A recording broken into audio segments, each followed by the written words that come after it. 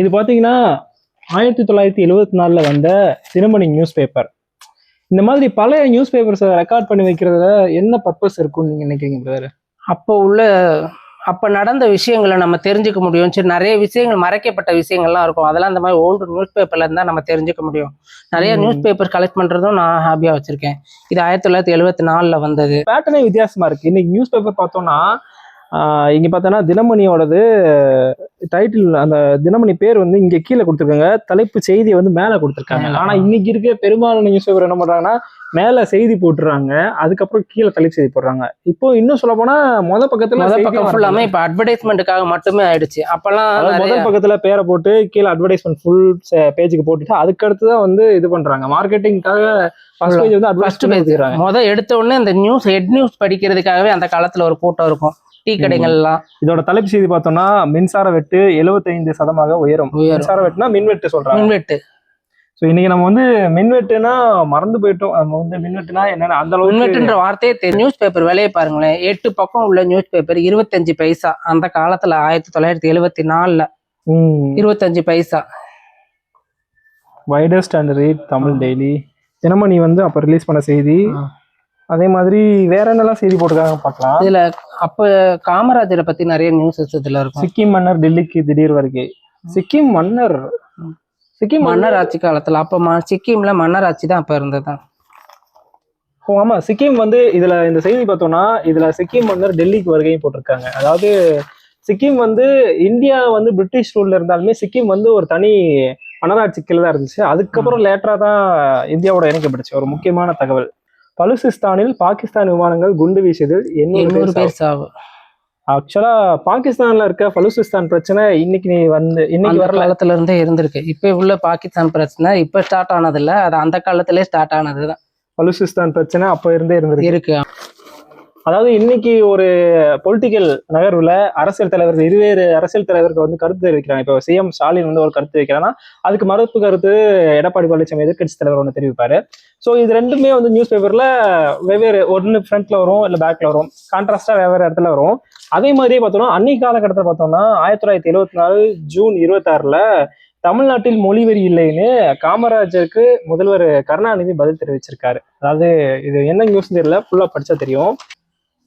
மொழி இனவெறியை தூண்டுவது அழிவுக்கு தான் வழிவகை செய்யும் என்று மகாபலிபுரத்தில் நேற்று திரு காமராஜர் பேசியதாக கூறப்படுவதற்கு முதல்வர் திரு கருணாநிதி பதிலளித்தார்.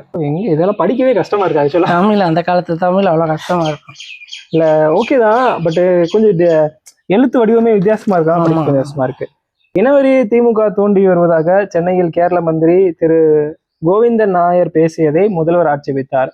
ஒரு மாநில முதல் மந்திரி இன்னொரு மாநில அரசு பற்றி அந்த மாநிலத்திற்கு விஜயம் செய்த போது இப்படி கூறுவது பண்பு அல்ல என்றார். சென்னையில் சில மலையாளிகளின் கடைகள் தாக்கப்பட்ட ஒரே ஒரு சம்பவம் நடந்தது. ஆனால் கேரளாவில் தமிழர்கள் தாக்கப்பட்ட போது தேசிய ஐக்கியம் பற்றி பேசுபவர்கள் ஒரு வார்த்தை கூட அனுதாபம் தெரிவிக்கவில்லை என்றார். அதாவது இது ஏதோ சம்திங் அப்போ பிரச்சனை நடந்திருக்கு போல.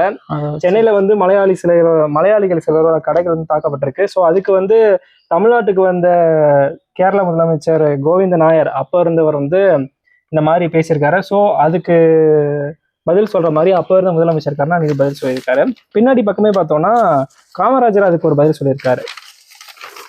அதாவது பகை உணர்ச்சியை தூண்டுவது அபாயம், காமராஜர் எச்சரிக்கை.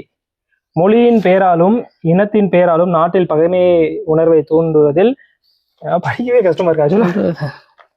மொழியின் பெயராலும் இனத்தின் பெயராலும் நாட்டில் பகைமை உணர்ச்சியை தூண்டுவதனால் ஜனநாயகத்திற்கும் நாட்டின் எதிர்காலத்திற்கும் ஆபத்தை உண்டாக்கி கொண்டிருக்கிறார்கள் என்று பழைய காங்கிரஸ் தலைவரும் போட்டிருக்காங்க. பழைய காங்கிரஸ் தலைவர், முன்னாள் காங்கிரஸ் தலைவர், பழைய காங்கிரஸ் தலைவர் திரு காமராஜ் எச்சரித்தார். பிரிட்டிஷார் தங்கள் நன்மைக்காக பிரித்தாளும் கொள்கையை கையாண்டார்கள். ஜாதியின் பெயராலும் மதத்தின் பெயராலும் நம்மில் வேற்றுமையை ஏற்படுத்தினார்கள். மகாத்மா காந்தி இதனை முறியடித்து கன்னியாகுமரியிலிருந்து காஷ்மீர் வரை உள்ள அனைவரும் இந்தியன் என்கிற ஒருவனை என்று ஒருமைப்பாட்டை உண்டாக்கி வளர்த்தார். ஆனால் நாட்டின் இன்றைய நிலை அழிவு பாதையை நோக்கி இழுத்து செல்கிறது. ரொம்ப பெரிய ஸ்டேட்மெண்ட் கொடுத்திருக்காரு. அதாவது காமராஜர் ஒரு ஸ்டேட்மெண்ட் கொடுத்திருக்காரு, அதுக்கு மறுப்பு தெரிவித்த மாதிரி அப்போதைய முதல்வர் கருணாநிதி மறுப்பு தெரிவித்தார். இன்னைக்கு தாங்க திமுகவும் காங்கிரஸும் ஒரே டீம்ல இருக்காங்க. ஆனா அன்னைக்கு சூழலே வேற. காமராஜர் ஒன்று சொல்ல, அதுக்கு பதிலு கருணாநிதி ஒன்று சொல்லன்னு அப்ப இருந்த சூழலை நமக்கு இந்த ஒத்த செய்தி புரிய வச்சிரும்.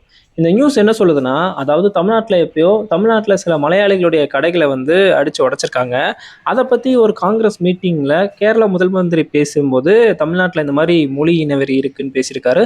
அதை ஆமோதிச்சு காமராஜர் அவர்களும் பேசியிருக்காங்க.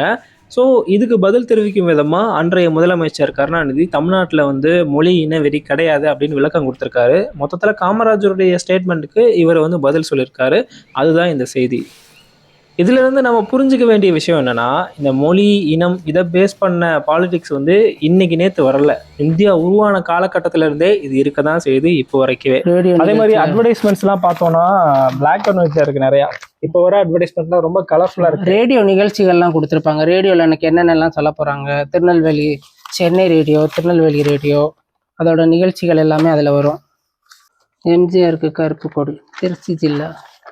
எம்ஜிஆருக்கு கருப்பு கொடி, திருச்சி ஜில்லா தமிழர் பாதுகாப்பு பேரவை முடிவு. ஏதோ துணுக்கு செய்தி போட்டிருக்காங்க. திருச்சியில் நடைபெறவிருக்கும் அண்ணா திமுக மாநாடு நினைக்கிறேன். மகாநாட்டில் கலந்து கொள்ளும் பொருட்டு இவ்வார இறுதியில் திருச்சிக்கு திரு எம்.ஜி. ராமச்சந்திரன் வரவேற்கையில் அவரை எதிர்த்து கருப்பு கொடி காட்டுவதென திருச்சி ஜில்லா தமிழர் பாதுகாப்பு பேரவை முடிவு செய்துள்ளது. அப்ப பிரிஞ்சு 1974 பிரிஞ்சு வந்தாரோ, அதிகம் அந்த சமயத்துல தான் வெளியே வந்தாரு. திமுக இருந்து வெளியே வந்துட்டாரு ஆக்சுவலா எம்ஜிஆர். இசைவேளாளர் சமூகத்திற்கு எதிராக அவர் சில ஆட்சேபனைகள் படிக்க கொஞ்சம் வித்தியாசமா தான் இருக்கு. அதான் ஆட்சேபனை, மாற்று கருத்து வார்த்தைகள் கூறியதாக கூறப்படுவதற்கு எதிர்ப்பு தெரிவிக்கும் வகையில் இந்த ஆர்ப்பாட்டம் செய்யப்படவிருப்பதாக பேரவையை சேர்ந்த ஒருவர் கூறினார். ஸோ அவருக்கு எதிராக ஒரு விஷயம், சினிமா தியேட்டர் சுவர் இடிந்து 7 பேர் சாவு, விருதுநகர் பெண்கள் கல்லூரியில் சேர மாணவிகள் ஆர்வம். விருதுநகரில் உள்ள வன்னிய பெருமாள், வாணி பெருமாள்னு போட்டிருக்காங்க. அதாவது திருவி காலேஜ். அப்போ வன்னிய பெருமாள் வாணி பெருமாள் பெண்கள் கல்லூரியில் பியூசி வந்து இப்போ நிறைய காலேஜஸ்ல இருக்கு. அதாவது இப்போ வந்து எஜுகேஷன் பொறுத்த வரைக்கும் 10+2 அதுக்கப்புறம் 3 ஹையர் எஜுகேஷன். அப்போ வந்து எப்படின்னா 10+2+2 சம்திங் இருக்கு, பியூசின்னு சொல்லுவாங்க. அதுக்கப்புறம் தான் காலேஜ் போற மாதிரி இருக்கும். அதுக்கப்புறம் அது எம்ஜிஆர் வந்து அதை எடுத்துட்டாரு. ஸோ இதை பத்தி போட்டிருக்காங்க. பியூசி படிப்பில் சேர அதிகமான அளவு மனுக்கள் வந்திருக்கிறது. இவ்வாண்டில் இக்கல்லூரியில் பியூசியில் அதிகம் பேர் தேறியுள்ளதால் மனு செய்தவர் புரியல. சிவகாசி திமுக கழக கூட்டத்தில் ரகளை, அதிமுகவினர் 13 பேர் கைது. சிவகாசி நடந்த விஷயம். ஸோ நிறைய இது மாதிரி ஒவ்வொரு நியூஸ் பேப்பரும் எடுத்து படிச்சு பார்த்தா நிறைய விஷயங்கள் தெரிஞ்சுக்கலாம். 1974 வந்த இந்த நியூஸ் பேப்பர் படிக்கிறதுக்கு ரொம்ப கஷ்டமா இருந்துச்சு. ஏன்னா இன்னைக்கு இருக்க எழுத்து நடைக்கும் அன்னைக்கு இருந்த எழுத்து நடைக்கும் வித்தியாசம் ரொம்ப அதிகம். அதனால கஷ்டமா இருந்துச்சு. ஆனா படிச்சு முடிச்சதுக்கு அப்புறம் அன்னைக்கு அரசியல் சூழல் எப்படி இருந்ததுன்ற பத்தின ஒரு ஐடியா கிடைக்குது. இந்த ஒரு நியூஸ் பேப்பருக்கு எப்படின்னா ஒரு 10 நியூஸ் பேப்பர் எடுத்து படிச்சா மொத்த அரசியல் நம்ம புரிஞ்சுக்க முடியும். அந்த அளவுக்கு நிறைய இன்ஃபர்மேஷன் குவிஞ்சு கிடக்கு. அன்னைக்கு இருந்த அரசியல் சூழலும் சரி, இன்னைக்கு இருந்த அரசியல் சூழலும் சரி, எதுவுமே மாறல அப்படிங்கிறது மட்டும் புரிஞ்சுக்க முடியுது. அவ்வளோதாங்க. ஆன்டி கலெக்டர் அர்ஜுனுடைய இந்த சீரீஸ் வந்து முடிய போகுது. இன்னும் ஒரே ஒரு வீடியோ தான் இருக்கு. நெக்ஸ்ட் வீடியோல சந்திப்போம். நன்றி.